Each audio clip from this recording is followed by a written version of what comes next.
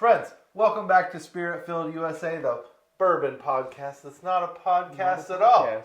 We're reviewing 2 bottles today. Justin, tell the people all about it. Yeah, we've got Silk Velvet. They're pretty little new to the scene. We have their single barrel, been around for a little while, and their small batch select, which is quite new. Well, hey, let's get into it. All right.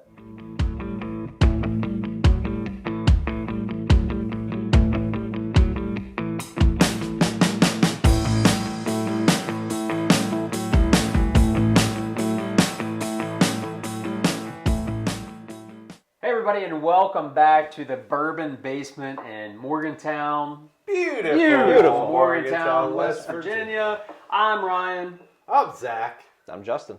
And we are Spirit-Filled USA, and today we are checking out Silk Velvet. Sounds like a Snoop Dogg song to me. Yes. That's what I first thought when I heard, because this is a pretty new distillery on the scene, right? I mean, I hadn't heard much till you said something about it and gave us a heads up when we were going down to Kentucky for KBF.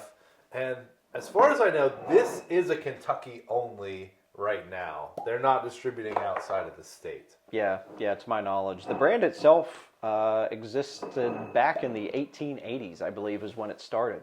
So quite a long heritage to it. It unfortunately closed down during Prohibition, but was revived quite recently by a family that acquired the name.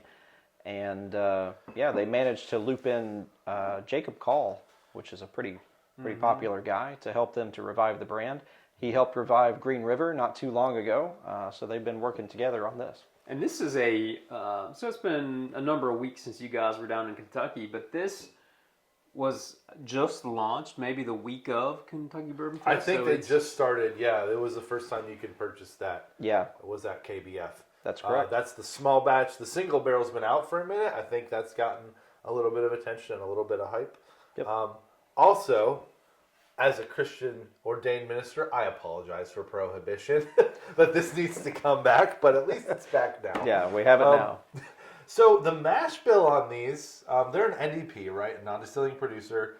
Rumors are that they're starting their own distillate, but obviously it's going to be some time before that's mature and ready. I think so. I think they're working with Western Kentucky, distilling, which is Jacob Call's brand. Gotcha. And so the mash bill on these is 78.21.4, if memory serves. That's a little bit nondescript, but from the research I did, it points to maybe it's 1792 Barton that they've distilled some with that mash bill. Well, that's not 100% certain, so I don't want to say that with 100% certainty. That's the rumor on the street. It's all guesswork. Yep. Ask Snoop if you want to know. He might know. He might not know. All right, so the stage is set here. Let's get into this Silk Velvet. The single barrel. The single barrel. Yeah. The single barrel. Left single barrel. We're getting that first. Small batch, right? And we're going to do the single barrel, which is 6-year 107. Yep, I think they both sit at 107, and I think the small batch select might be 6.5 years. So, touch older for that one, but we'll start with this one. This one's been around the longest on the market. I think, though, like we said, Kentucky only for now. All right, I'm jumping ahead. That's like the most classic bourbon nose. Oh wow. It really is. Like butterscotchy, caramelly, touch of oak. I'm getting a prominent lemon, like citrus peel. Okay. On those. I could see the lemon citrus, maybe a little bit of sweet cornbread in there. Okay. Yeah. It reminds me a little bit of 1792 Bottled and Bond, if I'm being honest. Perhaps. Which is close to the same proof. I'm probably close to the same age. I don't think there's an age statement on Bottled and Bond, but not to my knowledge. I'm getting a little also like honeysuckle, honey, just faintly, but it's there. You know. Okay. I do enjoy honeysuckle. Jumping ahead again. Go for it. Is it silky? Is it velvet? I mean, it's. I don't ever want to say it's smooth, but it really is kind of. I think that was is it a placebo effect? Okay, I'm getting that like honeycomb note. Okay. On the front of the palate for sure. And it's like an old friend that you like, or like an acquaintance that you just meet back up with. Like it's familiar. You can't Yeah. No, I agree. It's like your favorite. You just put on your favorite jacket, your favorite hoodie, your favorite sweater. It's got a nice amount of oak. It's got a nice amount of spice. It's like such a classic bourbon. It really so is. like for a revival brand, that's probably what you're going for. So I feel like they probably are nailing it with like what their brand is about and what the story is about. It just feels very classic. I don't know that I'm getting so much of like that lemon citrus note following through on the palate, but I'm not really disappointed about that. No. Because like the sweetness and the oak are coming through. It's sweetness, it's oak, and then it's spice. Mm-hmm. And for me, I mean, I'm sort of that rye sensitive, where it adds like what 20+% rye on the mash bill, so that's standing out for me on the finish. But it's just like a very familiar finish. I enjoy it. I really do. Yeah, there's a little herbalness on the end, on the finish to that. It's got to be from that rye. Yeah, I think at the beginning it's toasty, almost biscuity, potentially. Biscuity. I don't know if that's a term. Not Bisquick, biscuity. No, not biscuit. We don't want to sell it short. But yeah, that develops. You get some of the sweetness that pops there in the middle, and then it rounds out with the spice on the end. I feel like it drinks its proof. It's a perfect proof. Yeah. As you say, it's 107? Yep. That sounds right. Love you, Weller Antique 107. It's a perfect proof point, and it is for this too. All right, so we've dove into the single barrel, nose, palate, finish, overall. Zach, what do you think? So nose, it's classic. It's right in the middle. 2.5 for me. 2.5 for you? It's like bang average, maybe a strong 2.5. I'm gonna go 3. I think it's pretty good. It's solid. It's familiar. I think that's like one of the important things for me that I get out of this is familiar. Solid 3 on the nose for me. I think we can't say that enough. It's familiar. I mean, it's just a solid. Whatever you think a bourbon should be, this is what it is. Yeah. You know, it's just straight, right down the center. It's not finished. It's not fancy. I mean, it's just what you would expect out of what it's a $70, $80 bottle at 107, 6 year. I mean, it's solid 3. Yeah. We got to do palate. I'm gonna go 3 on the palate. I think it's a little bit stronger. Again, like you're saying all the things, like it's classic. It's all the stuff that you want. I feel like, you know, if you're getting into bourbon and you want like this is like the profile for a bourbon, like that's it right there. I know it's a single barrel, so there may be some variation with other soaked velvet. This is like a char 4, right? So there's like a little bit of toastiness and a little bit of oak on it that may be a little more prominent, but yeah, I don't know what their variation in char level is. Yeah, I don't know. 3. To my knowledge, I mean, they state char 4 on their website for that bottle, so I assume it's across the board. But again, barrels are going to vary. I got to go 3.5. For me, it's like we've been saying, it's what you expect out of a bourbon. But I also kind of feel myself like wondering about like the pre-prohibition era that they're trying to recreate with bringing this back. And I don't know, I kind of feel like I'm sipping a whiskey from pre-prohibition. If only we had a 145-year-old bottle. only. What would that of go the for? original silk velvet. On Sotheby's auction. I know, and you know, to Justin's point, the char 4 level, I love the toasty bourbons, and so I'm sort of in that 3.5 range on the palate as well. That sounds good. So finish. Where are we going with the finish? Finish was a little underwhelming for me, I'd say, but still a solid 3.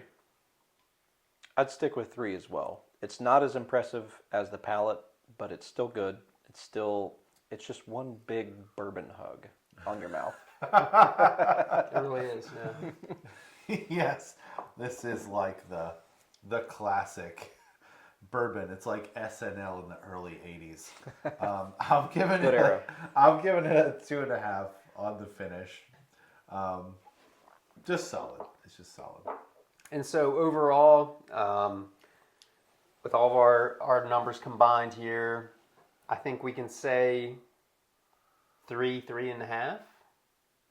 I think 3 probably. Probably a 3. Yeah. Yeah. So I don't think I mean, we had scaling much above 3.5, but we I had think some that's- down Because 2.5. this one's the higher price point of the two. Right. okay, the single barrel. Yeah. And I would just love to know where they're sourcing it from. Sure. So we Tell us, Silk Velvet. We'll come to you. That's right. And I mean, Transparency so I think for all. that speaks for us saying this is like your bourbon drinker's bourbon, Yeah. right down the middle.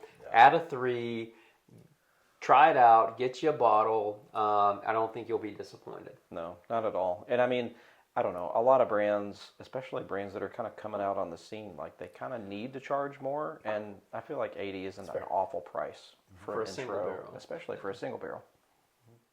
All right, so we had the Silk Velvet single barrel. Let's move on to the small batch, which pretty new. Yeah. A few weeks out. Kentucky only, from what I've seen from distribution. Like, Yeah. so this is going to be a tough one to get outside of the tri-state. When we got this bottle, it was at Kentucky Bourbon Fest. They were doing sort of a pre-sale. It wasn't available to the public at the time, so that was kind of neat to get to try that, to talk to them about it as they were trying to put it out. And yeah, we're getting to try it now. Been really looking forward to opening this one. And so it's pretty much the same mash bill, 6.5 year. I think so. Same proof. Same proof, 107. Yep. Immediately better. Really? Sorry, I forged ahead. Hey. I tried it. Whoa. I prefer this by a little bit. It's richer. It's oakier. It's almost like, it's not a lemon rind, but it's some other kind of like a grapefruit rind or something on the nose. Yeah. I'm interested to see what y'all think on the palate. I mean, it veers off from, the single barrel was sort of that bourbon that all the characteristics of that. This is different. And there's just sort of on the palate at the beginning, there's just sort of that note. I'm having a hard time pinpointing, but it's just like, it's like a woodsy, fruity. It's blackberry. It's blackberry. It's like a blackberry that isn't totally ripe and has that little bit of like a tannic quality to it. Yeah, I can Like see that. not like a sweet wine blackberry, but like a fresh off the vine, just right blackberry that has that kind of earthy quality to it. That's what it reminds me of. You guys are ahead of me. I haven't even gotten to the palate yet. I'm still on the nose. Come on, Justin. So the nose on this to me is giving pink bubble gum, which is really unique. I love that flavor. It's reminiscent of my childhood. So like a bubblicious. Maybe, yeah. It's almost like cotton candy. To Okay, me. so maybe sort of that hyper I sweet feel like that candy. might follow through a touch on the palate. Really? Okay. Yeah, I gotta maybe, dig in maybe here. a touch. It's got that. This has some stuff going for it. There's also Wow. This is a West Virginia note that I'm getting on this. Okay. If I've ever got it, it has kind of an earthy quality to it, and that earthy quality is a little bit nutty.